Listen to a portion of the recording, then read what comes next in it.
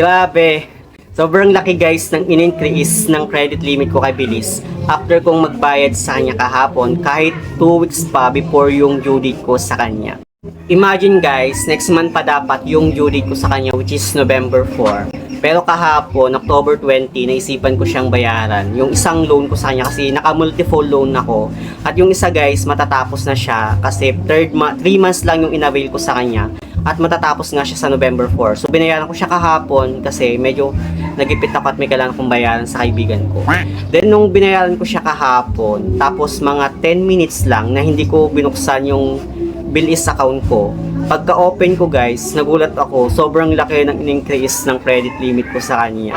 Kaya naman kung gusto mo pang ipagpatuloy yung ating topic ngayon about dito kay Bilis, keep on watching. Okay, let's go.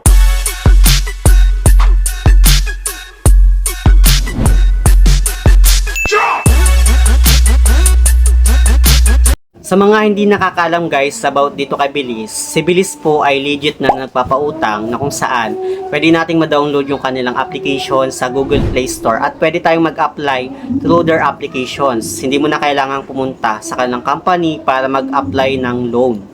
May kaibigan kasi ako guys no, na naghahanap ng mauutangan online at nirecommend ko nga sa kanya itong si Bilis. Pero ang sinabi niya guys no ay baka daw scam itong loan apps na to. Well, for me guys, 100% po na legit itong si Bilis dahil naka-register po siya sa SEC at naka-register din siya sa CIC na kung saan once na hindi tayo nakapagbayad sa kanilang applications, makaka-affect po yun sa ating credit standing or yung ating credibility na makapag-apply sa ibang mga OLA. Kasi nag-report nga itong si Bilis sa CIC. So, paano nga ba mag-apply dito kay Bilis? Okay, yung requirements po ni Bilis is dapat 18 years old and above ka, meron kang stable income, at meron kang valid ID. Ako kasi guys, no, hindi ko na matandaan kung paano ako nagkaroon ng account kay Bilis. And I think siguro nag-apply ako year 2022 pero hindi ako familiar sa kanya, hindi pa ako familiar sa mga loan apps or online lending apps. Pero ang una ko talagang nakilala that time is si Tala. Last year lang siya guys, February. Nag-apply ako kay Tala and na-approve ako that time. And yun, mas nauna pa din si Bilis na nagkaroon ako ng account sa kanya compared kay Tala. Pero si Tala yung nauna kong nakilala. Until nirecommend na sa akin itong si Bilis ng kaibigan ko. Then nung ida-download ko sana siya nung gabing na yon, napansin ko na naka-install na pala siya sa aking cellphone.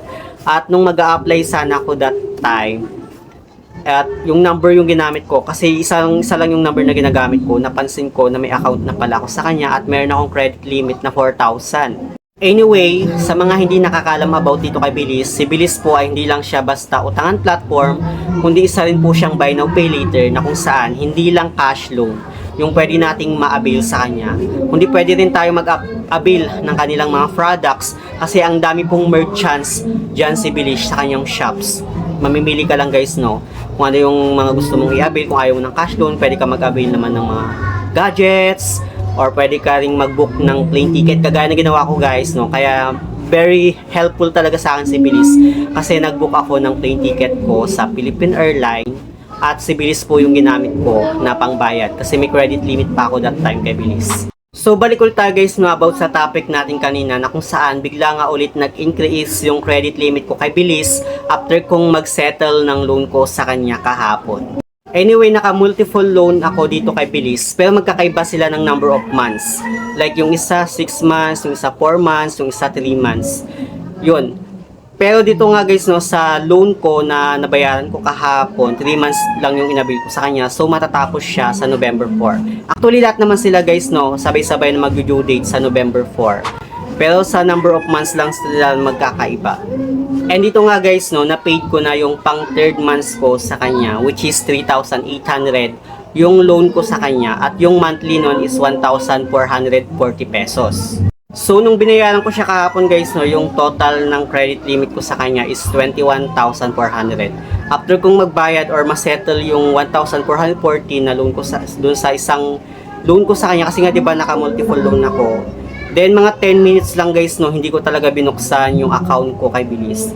Pagka-open ko guys, no, biglang nag-increase yung aking credit limit. Like from 21,000, biglang naging 31,400 siya. So, ang tinaas niya guys no is almost 10,000 pesos. So, sino ba namang hindi matutuwa guys no? Kasi expected ko na hindi tataas yung credit limit ko kasi super advanced payment yung pagbayad ko sa kanya kahapon. Like, 2 weeks pa bago yung due date ko kasi November 4 pa yung due date ko, pero October 20 kahapon nga nagbayad ako sa kanya, biglang tumaas yung credit limit ko nang hindi ko ine-expect. So bakit ako natutuwa guys no? Kasi naman kahit may mga ola ako na naabandon na, may mga loan apps ako na hindi pa nababayaran as of now, ang laki pa rin guys ng tiwalang binibigay sa akin ni Bilis. Kaya talagang tuwang-tuwa ako nung patuloy na nag-i-increase yung credit limit ko sa kanya. At syempre guys, no, hindi ko sisirain yung tiwalang binibigay sa akin ni Bilis. Talagang aalagaan ko siya kasi sobrang laki guys ng naitutulong niya sa akin like sa business ko at sobrang baba guys ng kanyang interes. So bakit ko nagustuhan si Bilis at bakit siya yung the best sa akin? Okay guys, ito sa akin is based lang naman sa aking personal experience at personal na opinion about dito kay Bilis. Lahat naman tayo magkakaiba naman tayo ng opinion, so respect na lang yung sa akin. Okay, ang mga nagustuhan ko kay Bilis guys no is mabait yung kanyang mga agent. Like kapag ma-overdue ako or madidelay ako ng payment, madaling pakiusapan yung kanilang mga agent. At guys no, take note ha, once na na-overdue ka ng 1 day, halimbawa yung due date mo is November 4, tapos hindi ka pa nakabayad November 5 at November 6, wala po siyang interest na pinapatong kasi may 2 days period, grace period pa na binibigay si Bilis bago sila mag-i-interest doon sa pang 3rd day mo na overdue. Isa pa guys no, sa mga nagustuhan ko sa kanya is sobrang baba ng kanyang interest at meron siyang monthly installment kung saan hindi ka mahihirapan kasi babayaran mo siya monthly. Unlike dun sa mga OLA na alam natin guys na sobrang dami dyan sa Google Play Store na 7 days repayment lang.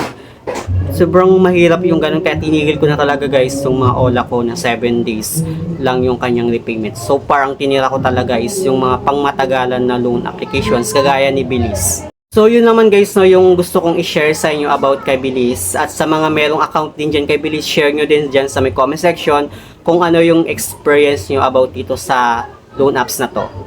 Anyway, sa mga hindi pa pala nakakapag-subscribe sa aking YouTube channel, please don't forget to like, share, subscribe, click the notification bell para lagi kang updated sa aking mga susunod na video. Thank you guys, thank you for watching, and see you on my next video. Bye!